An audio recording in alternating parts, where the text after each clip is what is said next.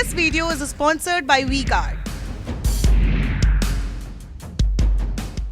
AIMIM के प्रवक्ता हैं, अभी आशुतोष वर्मा भी आ रहे हैं। गिरिजा जी आपके पास आ रहा हूं इसके बाद।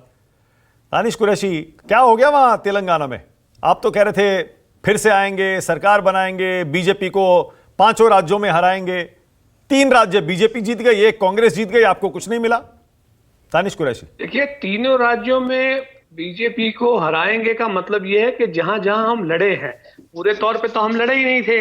मतलब जीतने की बात तो ऐसा है नहीं कि या बीजेपी को या कांग्रेस को हटा के हम हमारा चीफ मिनिस्टर बना देंगे। ऐसा तो मानक मुझे लगता है कि किसी ने नहीं कहा, न किसी ने बोला है। भाई तेलंगाना में तो आप कह रहे थे ना कि केसीआर दोबारा मुख्यमंत्री बनेंगे।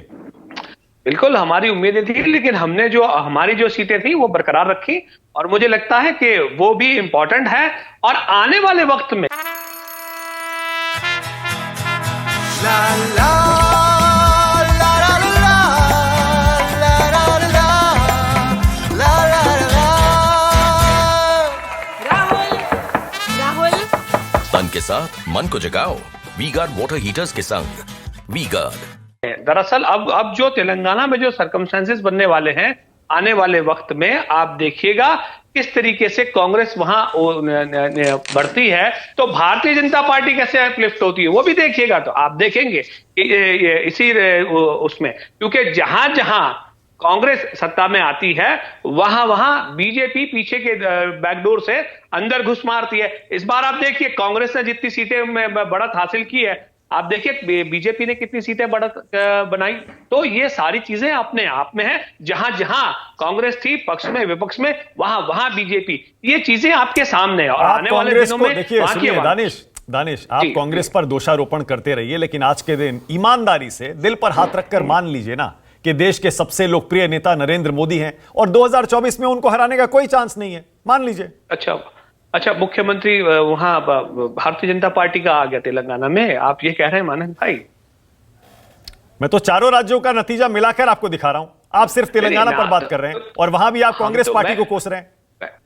तो बिल्कुल हम उन्हीं को कहेंगे ना कि उन्हीं के। आप मुझे ये बताइए कि बाकी 3 राज्यों में आप देखिए क्या स्थिति है, क्या कह रहे थे वो लोग, क्या करके दिखाने की बात कर रहे थे और क्या परिणाम आपके सामने आए। आपके सामने है ये सारी चीजें। और अच्छा, एक काम करिए ना, सुनिए, आप एक काम करिए, आप कांग्रेस को कोस लीजिए, लेकिन ये तो मान लीजिए ना कि मोदी को हराना मुश्किल है 24 में।